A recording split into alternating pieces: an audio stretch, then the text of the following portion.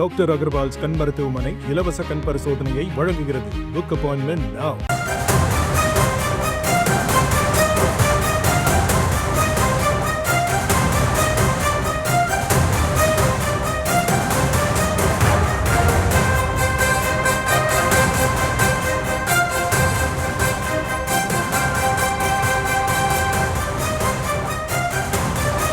தற்போதைய அண்மை செய்தி.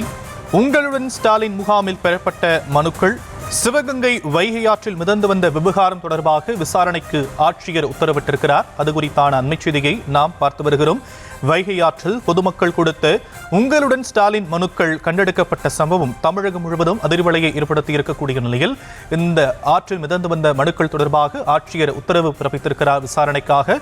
அது குறித்தான அண்மை செய்தியை நாம் பார்த்து வருகிறோம். விவரங்களை நம்முடைய செய்தியாளர் ஃபாரூக் வழங்க நாம் கேட்கலாம். ஃபாரூக், மாவட்ட ஆட்சியர் என்னென்ன உத்தரவுகளை பிறப்பித்திருக்கிறார்? வணக்கம்.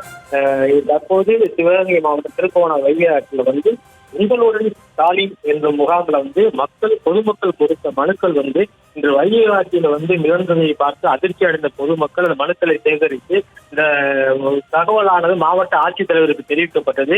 தற்போது மாவட்ட ஆட்சித்தலைவர் சிவகங்கையில விவசாயிகள் குறைதீர்க்கும் கூட்டத்தில் கலந்து கொண்டிருந்த நிலையில சென்னை தலைமைச் செயலகத்திலிருந்து பல்வேறு அதிகாரிகள் மாவட்ட ஆட்சித்தலைவருக்கு தொடர்ந்து இது சம்பந்தமாக விசாரணை மேற்கொண்டதை தொடர்ந்து மாவட்ட ஆட்சித்தலைவர் இந்த மனுக்களை யார் இங்கு கொட்டியது என்பது குறித்து விசாரணை மேற்கொள்ள சொல்லியிருந்ததாகவும், தற்போது மாவட்ட ஆட்சித்தலைவர் செய்தியாளர் இடத்துல இந்த மனுக்களில் பாதி மனுக்கள் இதனுடைய குறைகள் தீர்க்கப்பட்டு விட்டதாக தெரிவித்திருக்கின்றார். இந்த மனுக்களை எப்படி வைகை ஆற்றில் கொட்டப்பட்டது, யார் இதை இங்கே கொண்டு கொட்டியது என்பது குறித்து உரிய விசாரணை நடத்தி யாராக இருந்தாலும் அவர்கள் மீது உடனடியாக வழக்கு பதிவு செய்ய மாவட்ட ஆட்சித்தலைவர் உத்தரவிட்டிருப்பதாக மாவட்ட ஆட்சித்தலைவர் பொற்குடி தற்போது தெரிவித்துள்ளார்.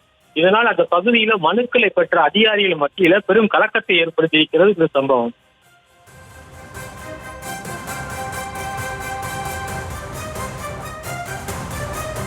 தற்போதைய விவரங்களுக்கு நன்றி ஃபாரூக்.